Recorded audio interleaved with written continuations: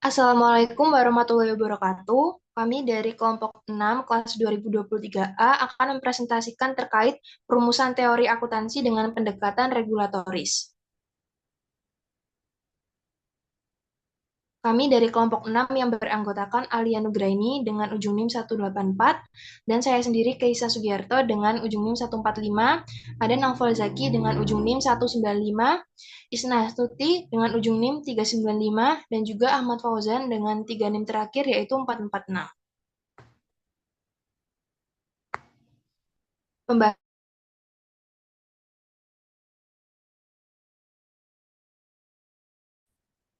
standar-standar tersebut terus-menerus berubah, dihapus, atau ditambahkan baik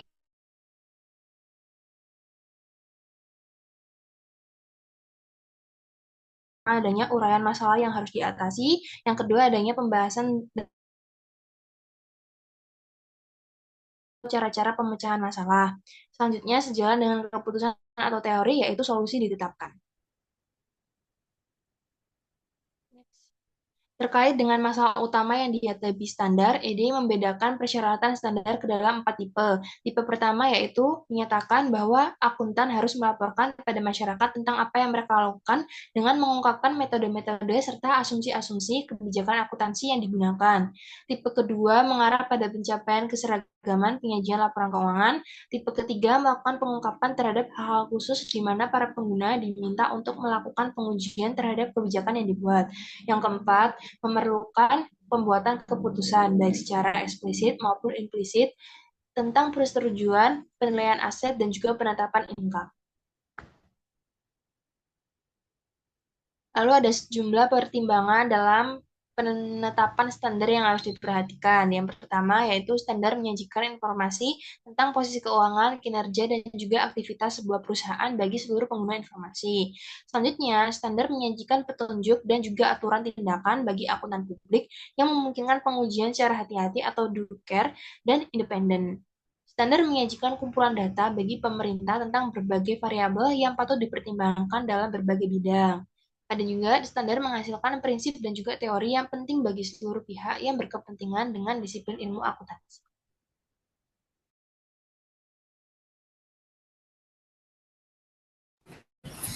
Baik, di sini saya akan menjelaskan tujuan penyusunan standar. Next.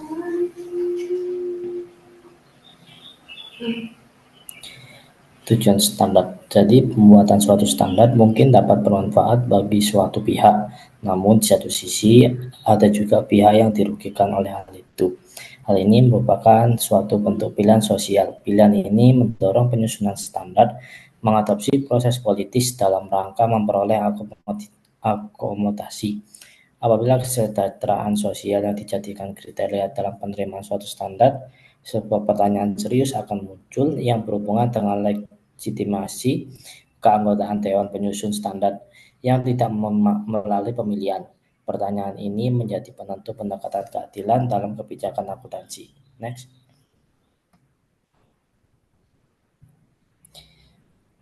Ada dua macam pendekatan yang muncul. Untuk pendekatan pertama yaitu pendekatan penyajian kebenaran, dan untuk pendekatan kedua yaitu pendekatan konsekuensi ekonomis.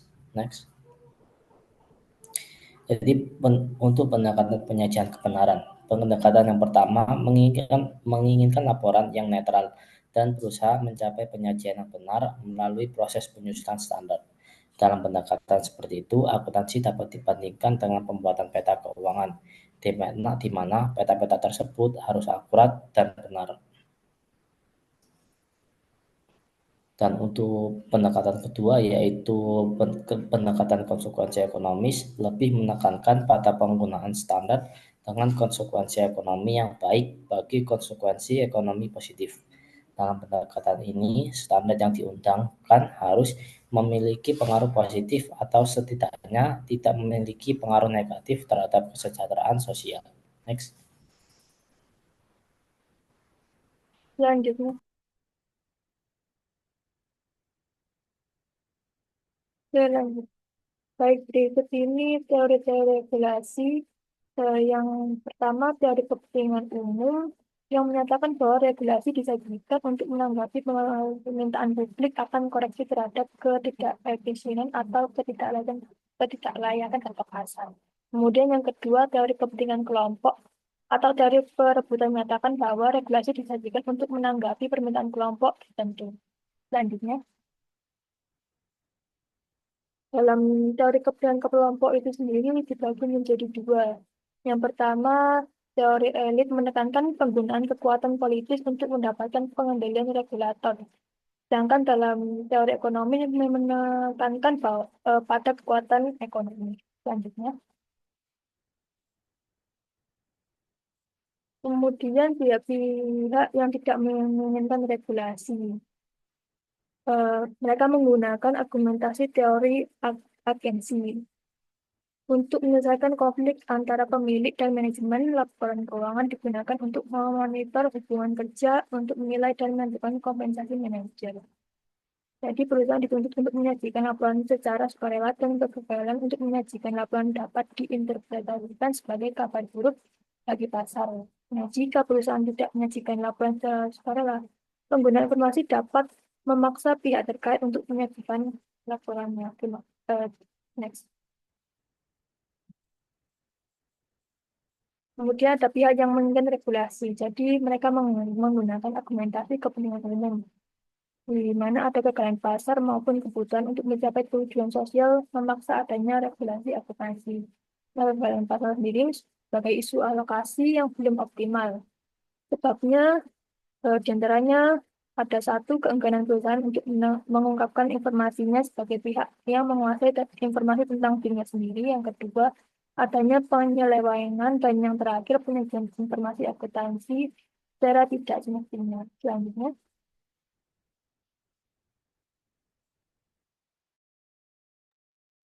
Baik, selanjutnya yaitu mengenai pendekatan pasar bebas. Pendekatan pasar bebas dalam menghasilkan standar akuntansi dimulai dari asumsi dasar bahwa informasi akuntansi merupakan sebuah produk yang bersifat ekonomis sama seperti barang atau jasa lainnya. Atas dasar itu, informasi akuntansi merupakan subjek kekuatan permintaan dari para pengguna dan disediakan oleh para penyaji. Hasilnya adalah jumlah pengungkapan informasi yang optimal pada tingkat harga yang optimal juga.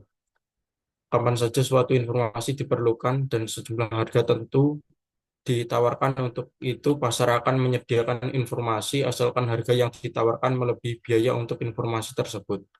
Maka pasar kemudian dikatakan menyajikan mekanisme ideal untuk menentukan bentuk informasi yang harus diungkapkan, penerima informasi, dan standar akuntansi untuk meregulasi penyediaan sejumlah informasi tersebut.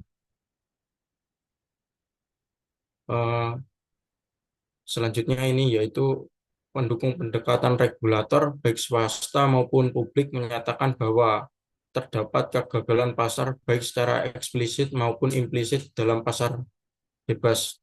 Yang pertama yaitu kegagalan pasar eksplisit diasumsikan terjadi saat kuantitas maupun kualitas barang yang disajikan berbeda dengan biaya dan manfaat yang diperoleh dari barang tersebut, dan solusi pasar yang dihasilkan merupakan alokasi sumber daya non-Pareto.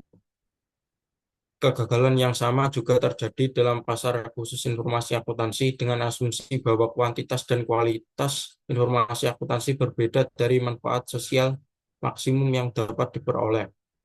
Lebih jelasnya, informasi akuntansi dipandang sebagai barang umum dan terkait dengan ketidakmampuan untuk mengelola pihak-pihak yang terlibat dalam penjualan purchaser atau free rider. Hal ini merupakan produksi optimal informasi perusahaan non-Pareto. Selanjutnya ini yaitu teori kegagalan pasar secara implisit yang menekankan bahwa pada satu atau lebih kondisi eh, sehingga terdapat gangguan dalam pasar informasi akuntansi. Yang pertama adalah ada pengendalian atas informasi yang bersifat monopoli oleh manajemen. Yang kedua, investor yang naif. Yang ketiga, ketakutan akan kegagalan fungsional. Yang keempat, penyimpangan perhitungan. Yang kelima, keanekaragaman prosedur. Dan yang keenam yaitu kurangnya objektivitas.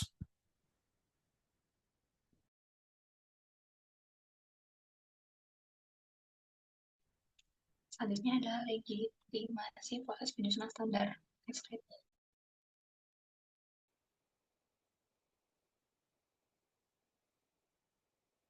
Pendekatannya ada dua, yaitu pertama prognosis pesimistik. Proses penyusunan standar akuntansi diharapkan menghasilkan sistem optimal yang memberikan manfaat maksimal bagi pengguna. Namun Dembski berargumen bahwa tidak ada standar yang selalu dapat memenuhi semua preferensi individu berdasarkan Arrow Possibility Theorem. Akibatnya adalah satu, pemilihan standar akuntansi lalu melibatkan kompromi antar kepentingan. Dua, teori pemilihan rasional tidak bisa menawarkan solusi ideal dalam pemilihan standar akuntansi. Masih menekankan bahwa pencarian standar akuntansi optimal seringkali gagal karena adanya konflik kepentingan antara pengguna laporan keuangan, sehingga faktor politik menjadi tak terhindarkan dalam proses penyusunan standar. Next slide. Pendekatan yang selanjutnya adalah prognosis optimistik. Beberapa akademisi yang memberikan pandangan optimis terhadap legitimasi standar akuntansi. Pertama, ada Casing tentang asumsi dalam Arrow's Theorem yang dianggap kurang relevan dalam praktik. Kedua, ada Bromwich mengusulkan standar akuntansi parsial yang dapat diterapkan pada masalah tertentu tanpa harus terkait dengan semua standar lainnya. Selanjutnya, The Chamber berpendapat bahwa norma atau standar tetap dapat digunakan dalam kondisi tertentu untuk mencerminkan nilai ekonomi yang relevan. Tuluk juga menyatakan bahwa meskipun tidak ada sistem keputusan yang memenuhi semua kriteria Arrow secara sempurna, banyak sistem yang mendekati standar tersebut dalam praktik. Slide. Legitimasi FASB. Jen Johnson dan Solomon menilai legitimasi Financial Accounting Standard Board atau FASB menggunakan pendekatan individualistik constitutional calculus yang menekankan bahwa legitimasi diperoleh jika satu, proses penyusunan standar memberikan jaminan prosedural yang memadai. Dua, batasan dalam pemilihan standar cukup ketat untuk menjamin hasil yang dapat diterima. Tiga, FASB memiliki otoritas yang cukup untuk menjamin substantif due process dan prosedural due process. Secara keseluruhan, legitimasi FASB dinilai berdasarkan kemampuannya dalam menyusun standar yang transparan, kredibel, dan mampu menghadapi tantangan dalam praktik. Berikut adalah daftar pustaka yang kami gunakan. Yang presentasi dari kelompok kami. Semoga ada kesalahan. Assalamualaikum warahmatullahi wabarakatuh.